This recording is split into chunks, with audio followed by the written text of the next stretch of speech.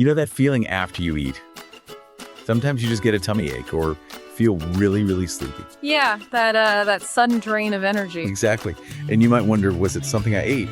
Well, today we're digging into that. We're looking at food intolerance testing with some great information from a group called Blood Test UK. And our mission for this deep dive is pretty simple. We want to understand how these tests work, especially in a place like Cambridge, so you can figure out what foods might be making you feel bad. Right.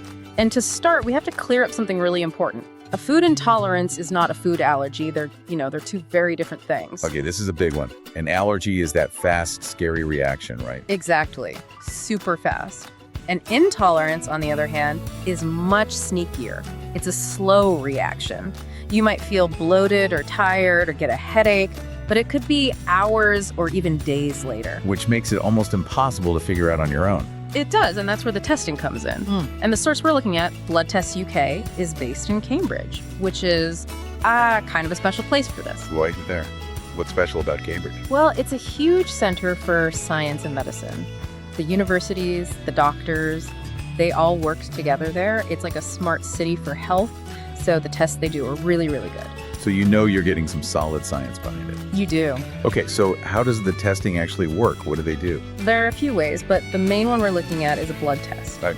They look for something called IgG antibodies in your blood. It's basically your body's memory of reacting to a certain food. So how does it work for someone, at home? It's actually a pretty straightforward process. First, you have a little chat, a consultation with an expert. Okay. Then they send someone to you to get a small blood sample. Wait, they come to your house? Yeah, which is amazing. No trying to figure it out on your own. A professional gets the sample. That makes a big difference. It really does. Then it goes to a lab, and in a few days, you get a report. A list of foods that your body might be struggling with. Okay, so why do it? What's the real benefit here? Well, it can honestly change how you feel every single day. The website for Blood Test UK had this story that really stood out to me. Oh, yeah. There was this person who had chronic fatigue, just tired all the time, no matter how much they slept. I think a lot of people can relate to that. Totally.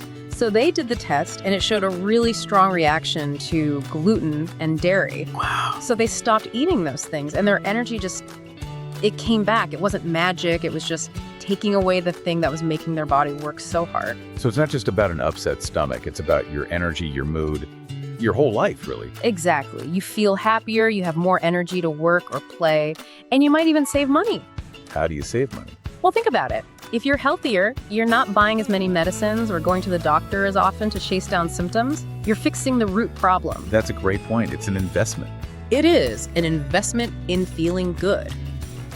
So for everyone listening, I think the big takeaway is that knowing is the first step, right? Once you know which food might be the bad guy, you can actually do something about it. You can stop guessing. You get a clear answer. So I want to leave you with the final thought to chew on.